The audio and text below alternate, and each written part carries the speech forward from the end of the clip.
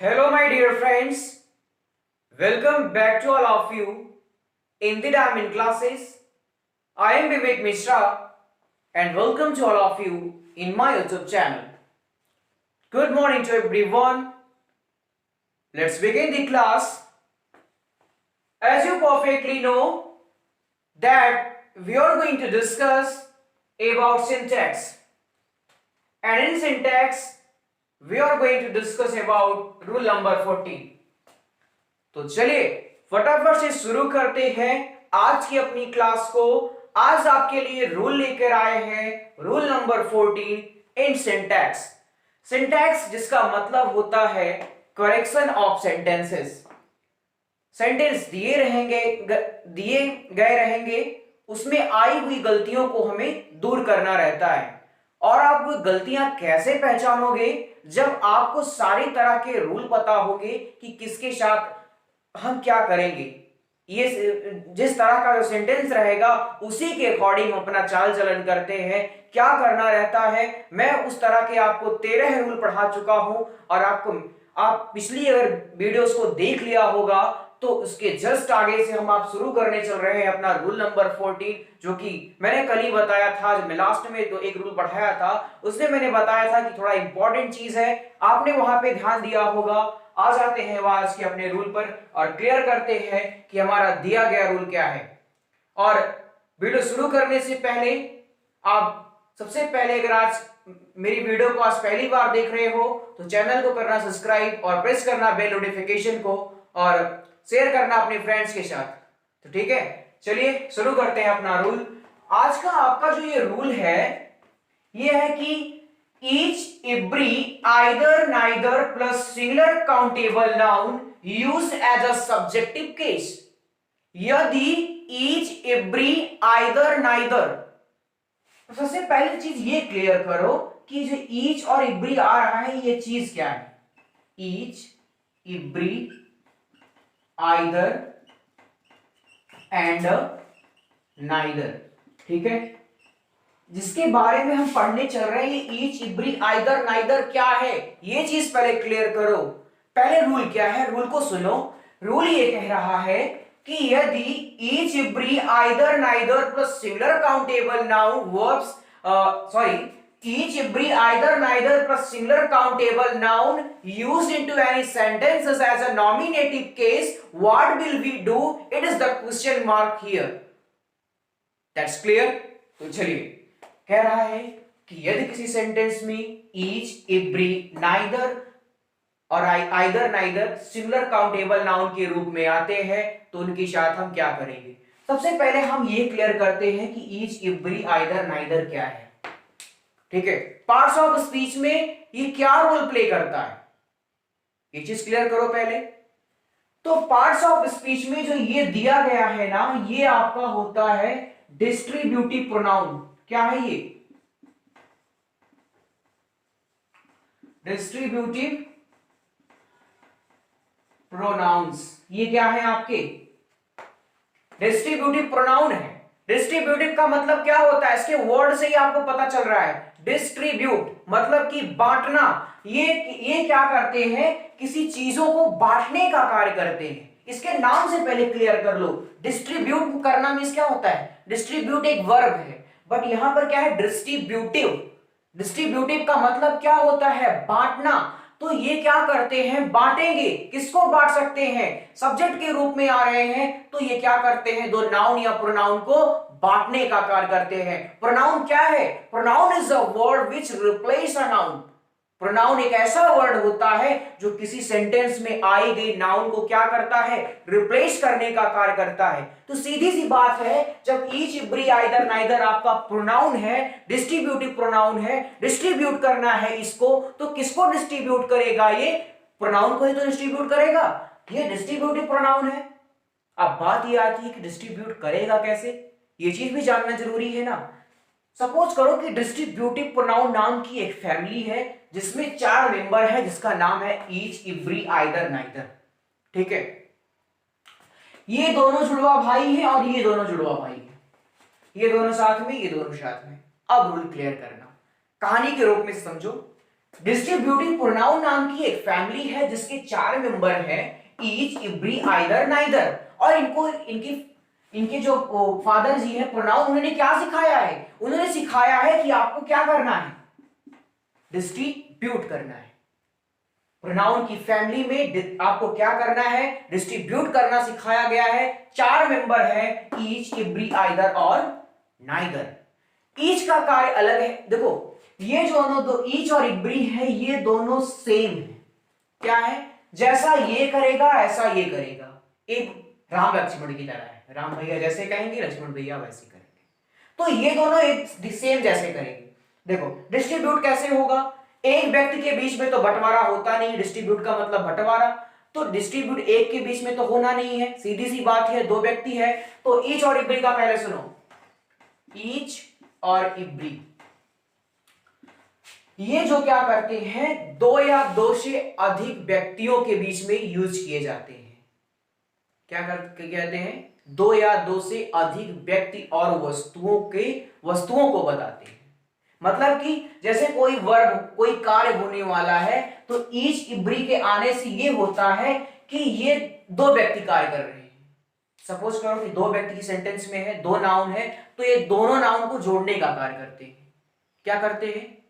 जोड़ने का कार्य करते हैं। मतलब कि क्या है इसमें? देखिए ईच, इब्री क्या करेगा? यह 2 या 2 से अधिक व्यक्तियों को इंडिकेट करता है। 2 व्यक्ति को मतलब जैसे ईच और इब्री के आने से कोई प्रोनाउन क्या करेगा? 2 व्यक्ति के बारे में ये बताएगा। इसका मतलब होता है, इसका मीनिंग होती है दोनों। यानी कि ये जहां पे आते हैं, यहां पे किसी भी तरह के बंटवारे की बात नहीं होती है, ये दोनों को मिलाने का कार्य करते हैं। ये चीज क्लियर है? आ जाओ अपने अगले पे चलते हैं। आइदर, ईच, इब्री दोनों। ईच और इब्री का मतलब ही क्या होता है? प्रत्येक। क्या होता है? प्रत्येक। यानी कि दोनों व्यक्ति जो करेगा ये, वो भी करेगा ये। मतलब कि 2 व्यक्ति हैं, दोनों सेम काम करेंगे। आइदर का मतलब क्या होता है? आइदर का मतलब होता है या तो। या तो का मतलब 2 व्यक्ति हैं, 2 में से कोई करेगा। 2 व्यक्ति हैं, उसमें से कोई एक ही व्यक्त करेगा। जैसे जैसे कहता है आइदर राम और श्याम, या तो राम या तो श्याम। ऐसे कह रहा है कि इसमें क्या मतलब था? Each Ram and Shyam go to Mumbai. Ram और श्याम दोनों मुंबई जाएंगे। अब आइदर का यूज कर दो, आइदर राम और श्याम, यानी कि मतलब या तो राम मुंबई जाएगा या तो श्याम मुंबई जाएगा। इसका ईच, इब्री का मतलब होता है दोनों, और आइदर का मतलब होता है या तो। 2 में से कोई एक। ईच का मतलब 2 या 2 से अधिक व्यक्ति, दोनों, या कोई वस्तु। 2 वस्तु है तो दोनों करेंगी। ईच पेन्स, प्रत्येक पेन अच्छा लिखती है। आइदर का यूज कर दो, आइदर रेड और आइदर ब्लैक पेन, या तो काली या तो नीली अच्छी होती है। यहां पर आपने क्या किया? तो इसका मतलब क्या होता है? या तो। और इसका जस्ट अपोजिट नाइदर, ना तो। इसका मतलब क्या होता है? ना तो। इसका मतलब क्या होता है? ना, जैसे ना राम मुंबई जाएगा ना श्याम मुंबई जाएगा। क्या करेगा? ना तो राम मुंबई जाएगा ना श्याम मुंबई जाएगा। और कोई सेंटेंस लिखते हैं और आपकी सारी चीजों को पहले क्लियर करता हूं। ईच, इब्री का मतलब क्या होता है? दोनों। और आइदर का मतलब क्या होता है? या तो। और नाइदर का मतलब ना तो। मतलब कि आइदर का मतलब होता है 2 व्यक्ति है या 2 वस्तु, दोनों वही कार्य करेंगे। आइदर का मतलब 2 या 2 से अधिक व्यक्ति या वस्तु में से कोई एक, या तो राम या तो श्याम। और नाइदर का मतलब क्या है? 2 या 2 से अधिक वस्तु या व्यक्ति में कोई नहीं। ना तो राम जाएगा ना तो श्याम जाएगा। ना मोहन अच्छा है ना श्याम अच्छा है। या तो मोहन अच्छा है या तो श्याम अच्छा है। मोहन और श्याम दोनों अच्छा है। क्लियर करो। सेंटेंस लिखता हूं, जैसे सेंटेंस 3 लिखूंगा, सारी चीज क्लियर हो जाएंगी। जैसे ईच राम हाँ राम लिखो, जैसे राम एंड श्याम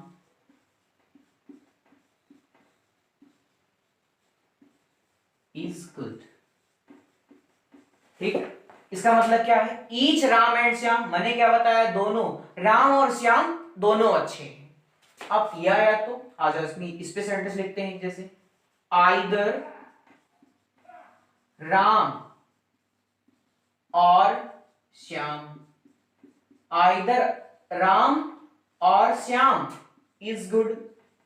इसका मतलब क्या हो गया, आइदर का मतलब या तो राम अच्छा है या तो श्याम अच्छा है, मतलब कि राम और श्याम में से कोई एक अच्छा है। आइदर यूज करने से क्या होता है, राम या श्याम अच्छा है, राम या श्याम अच्छा है, इसका मतलब राम और श्याम दोनों अच्छे हैं। अब नीचे वाले सेंटेंस पे आ जाओ, नाइदर लगा दो अगर तो, neither Ram nor Shyam is good. ना तो राम अच्छा है ना श्याम अच्छा है। अब चीज क्लियर हुई कि नहीं, मैं बताना क्या चाह रहा हूं, एक बार फिर से सुन लेना मेरी सारी बात को। Each every either neither plus, अभी रूल पे नहीं जा रहा हूं मैं, ईच इब्री आइदर नाइदर क्या होते हैं, आपके डिस्ट्रीब्यूटिव प्रोनाउंस है। क्या है ये, डिस्ट्रीब्यूटिव प्रोनाउंस है। और इनको प्रोनाउन ने क्या सिखाया है कि आप जहां पर जाओगे डिस्ट्रीब्यूट करोगे, बांटोगे एक दूसरे को। ईच और ब्री को यह सिखाया गया है, आप दोनों को मिलाओगे, अलग नहीं करोगे। आइदर क्या करेगा, या तो बताएगा, या तो ये करेगा या तो वो करेगा। और ये नाइदर को ना करना सिखा दिया कि ना तो तुम अच्छे हो ना तो वो अच्छा है, ना ये पेन अच्छी है ना वह पेन अच्छी है, ना वह खाता है ना वह जाता है, ना वह रोता है ना वह हंसता है। समझ रहे हो ना मैं क्या कहना चाह रहा हूं, ये डिस्ट्रीब्यूट करने का कार्य करता है। मैंने मीनिंग आपको क्लियर कर दी है, क्लियर है ना। तो चलिए अब अपने अपने हम रूल पर चलते हैं। आपको ईच इब्री आइदर नाइदर क्या है ये चीज क्लियर हो गई कि नहीं। ईच इब्री आइदर नाइदर एक डिस्ट्रीब्यूटिव प्रोनाउंस है, डिस्ट्रीब्यूटिव प्रोनाउंस है। और ये क्या करते हैं, ईच का अर्थ होता है दोनों, दो या दो से अधिक व्यक्ति या वस्तु दोनों। आइदर का मतलब होता है दो या दो से अधिक व्यक्ति या वस्तुओं में से कोई एक, और नाइदर का मतलब होता है दो या दो से अधिक व्यक्ति या वस्तु में से कोई नहीं, ना वो ना वो। चीज क्लियर, क्लियर है ना।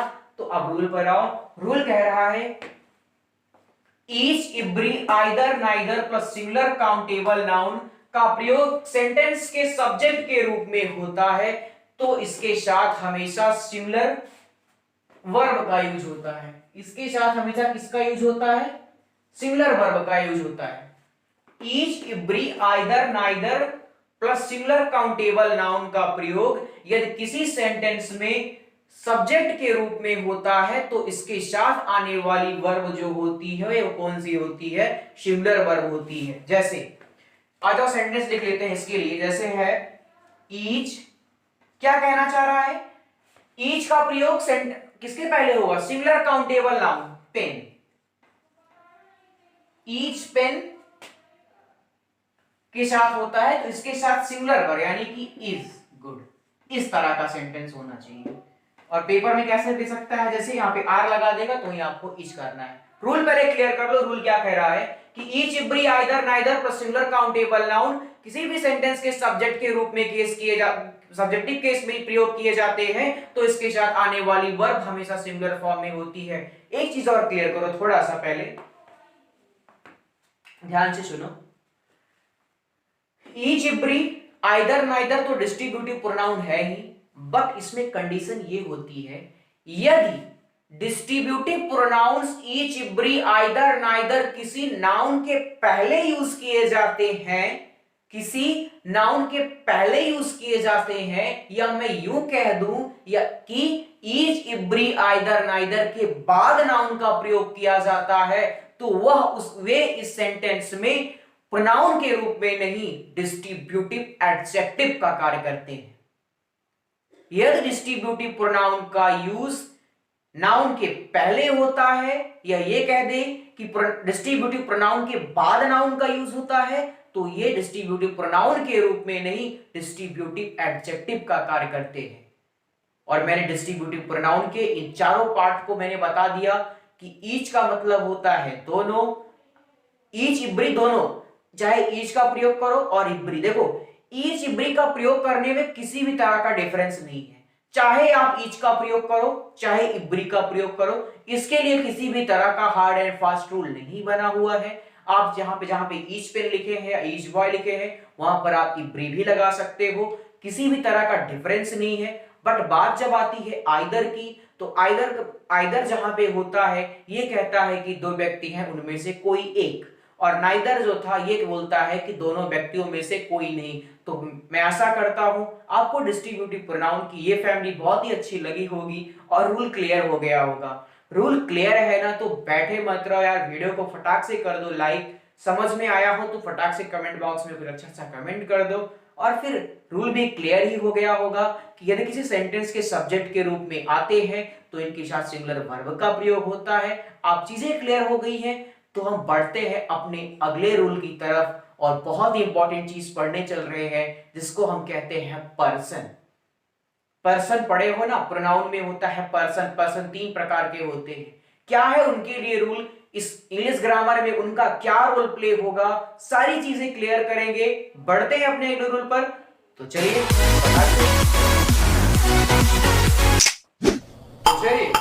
शुरू करते हैं अपना अगला रूल, जिसमें हम डिस्कस करने चल रहे हैं अबाउट पर्सन ऑफ प्रोनाउंस। जैसा कि आप सभी को पता है कि पर्सनल प्रोनाउन में प्रोनाउन को तीन भागों में बांटा गया है, फर्स्ट पर्सन, सेकेंड पर्सन और थर्ड पर्सन। ये चीज आपको क्लियर है कि नहीं? First person, second person and third person, ठीक है। अब बात आती है कि फर्स्ट पर्सन क्या है। फर्स्ट, सेकेंड एंड थर्ड, तीन तरह के क्या होते हैं, पर्सन होते हैं, ठीक। पहले ये चीज क्लियर कर लो, वैसे आपको क्लियर होनी चाहिए वो पहले से ही, बट फिर भी पर्सन कितने होते हैं, तीन होते हैं। फर्स्ट पर्सन, बात आती है फर्स्ट पर्सन क्या है। फर्स्ट पर्सन का मतलब ये होता है जो बोलता है वो फर्स्ट पर्सन होता है, बोलने वाला, यानी कि मैं बोल रहा हूं तो मैं, यानी कि फर्स्ट पर्सन के अंतर्गत किसको रखा गया है, आई वी, मैं, हम, ये क्या हो गया, फर्स्ट पर्सन। क्लियर है? उसके बाद आता है सेकेंड पर्सन। सेकेंड पर्सन का कौन होता है, आप सुन रहे हो, आपका मतलब यू, तो यू क्या हो गए, तुम क्या हो गए, सेकेंड पर्सन हो गए। मैं बोल रहा हूं, फर्स्ट पर्सन, तुम सुन रहे हो, सेकेंड पर्सन, और हम तुम्हें पढ़ा रहे हैं और मैं तुम्हें किसी के बारे में बताने लगूं, ही, सी, इट, वे, वह, दे। क्लियर? हम मतलब कि मैं आपको पढ़ा रहा हूं, मैं क्या हो गया, फर्स्ट पर्सन, आप सुन रहे हो, सेकेंड पर्सन। उसके बाद अगर हम अभी किसी के बारे में बात करने लगे यहीं पे तो क्या हो जाएगा, थर्ड पर्सन। और हम किसका यूज करते हैं थर्ड पर्सन में, ही, सी, इट, दे। इतनी चीज क्लियर है कि पर्सन क्या है। पर्सन आपके तीन होते हैं, first person, second person, third person. First person होता है आई भी, सेकेंड पर्सन होता है यू, थर्ड पर्सन होता है ही, सी, इट और दे। इतना तो क्लियर है। चलो आ जाते हैं हम अपने रूल पर।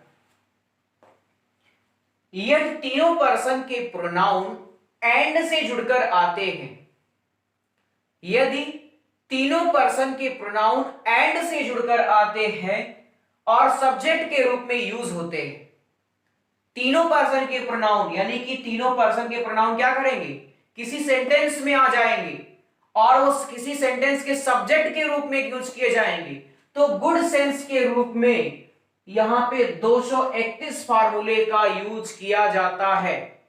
किसका यूज किया जाता है, 231, 231। टू यहां पे अब 231 का मतलब क्या होता है, 2 का मतलब होता है सेकेंड पर्सन, 3 का मतलब होता है थर्ड पर्सन और 1 का मतलब होता है फर्स्ट पर्सन। Rule clear?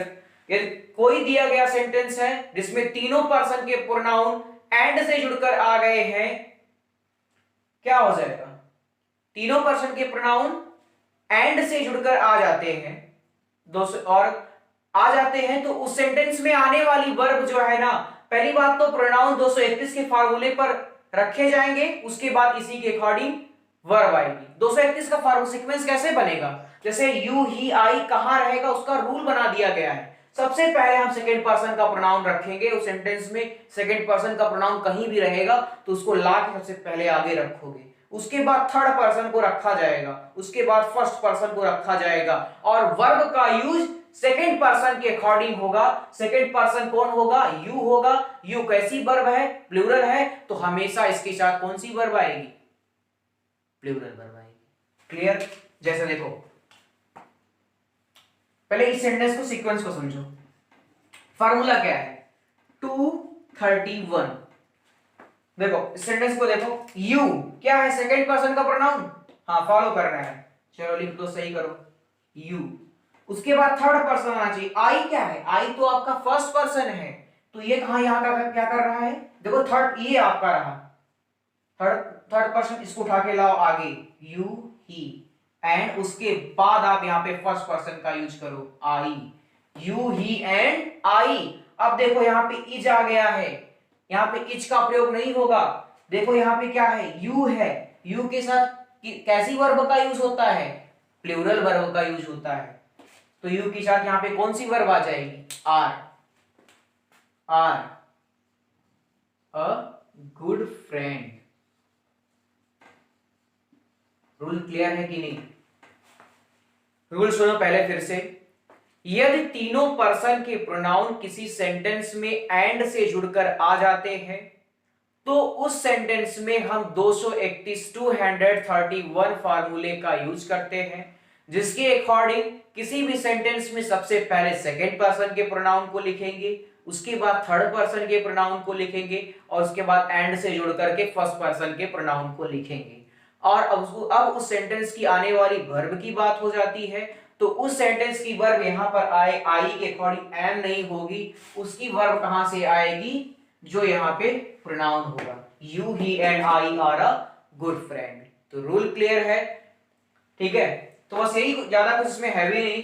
ये तीनों पर्सन के प्रोनाउन एंड से जुड़कर आते हैं, तीन पर्सन के प्रोनाउन एंड से जुड़कर आते हैं, तो उसमें क्या होगा? 231 फार्मूले का यूज किया जाएगा और वर्ब कौन सी आएगी? प्लूरल आएगी। क्यों आएगी? क्योंकि यू सब सीधी सी बात है, सबसे पहले यूज किया जाएगा तो यू के साथ हमेशा प्लूरल वर्ब का यूज होगा। तो बस इस रूल में बस इतना ही। आगे बढ़ते हैं अपने अगले रूल पर। चलिए,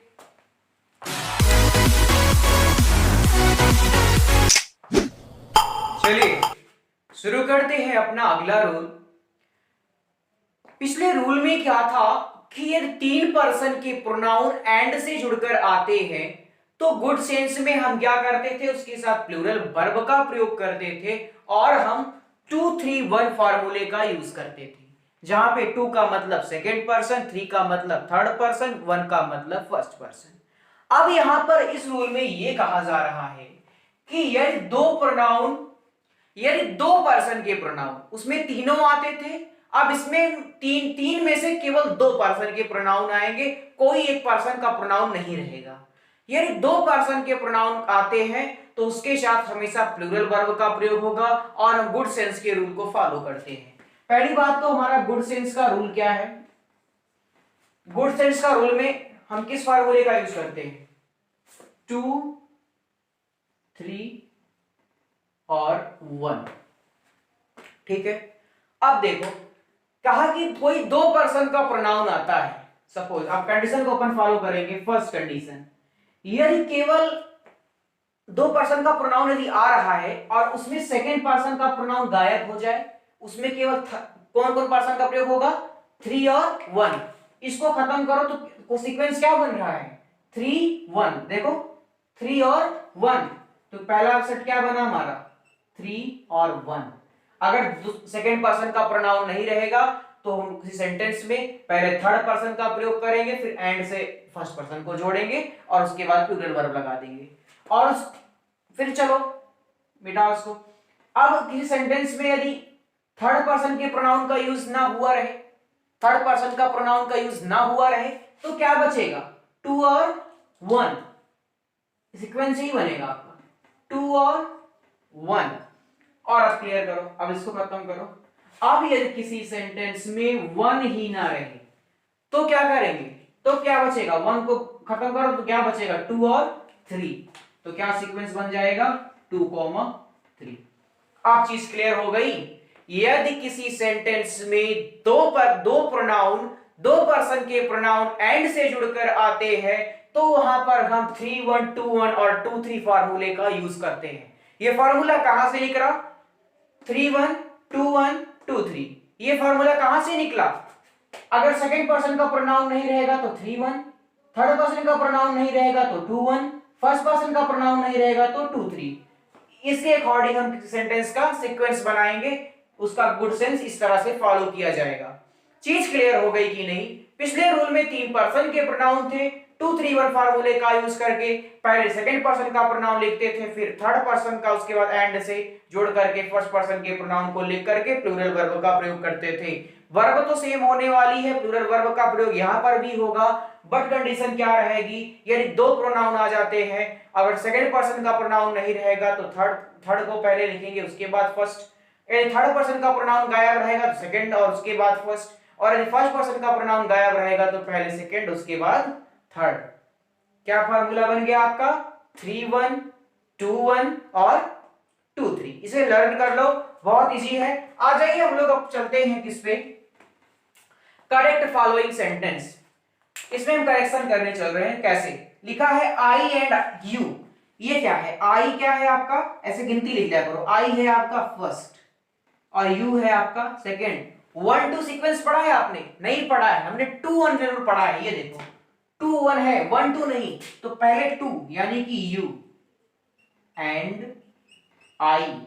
अब यहां पे आई है तो आई से तो बात सही है? नहीं, वर्ब क्या होगी? चाहे जो भी रहेगा, वर्ब हमेशा प्लूरल फॉर्म में रहेगी। वाच का plural verb, verb playing.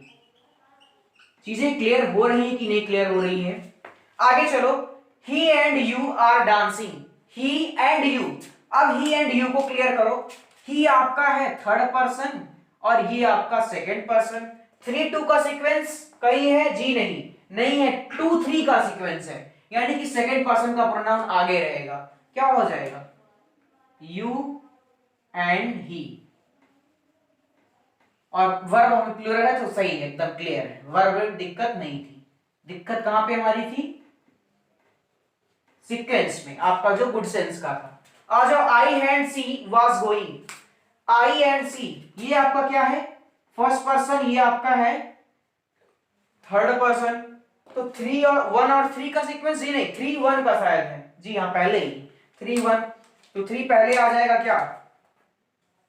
C and I.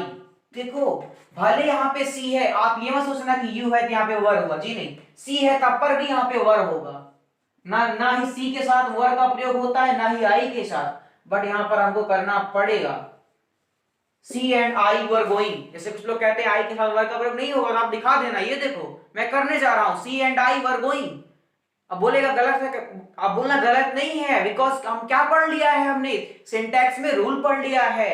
क्या रूल पढ़ लिया है? गुड सेंस में 2 3 1 का फार्मूला लगाते हैं तो 3 1 2 1 और 2 3 के फार्मूले के अकॉर्डिंग प्लूरल वर्ब का यूज ही होगा और पर्सन को इस तरह से रखा जाता है। तो रूल क्लियर हो गया कि नहीं? आज ये पर्सन से रिलेटेड आपके लिए हम रूल लेकर आए थे। ये रूल आपको क्लियर हो गया।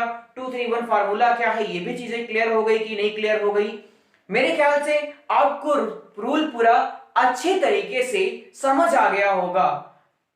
समझ आ गया है ना? तो फटाक से लाइक करना, इस वीडियो को शेयर करना अपने फ्रेंड्स के साथ, और आप इसी तरह की और वीडियोस अगर पाना चाहते हो तो जुड़े रहो हमारे साथ, ठीक है? और वे लोग, इसके पहले यदि आपने मेरा चैनल कभी नहीं देखा है और आप मेरे चैनल पर पहली बार आए हो तो करना क्या है?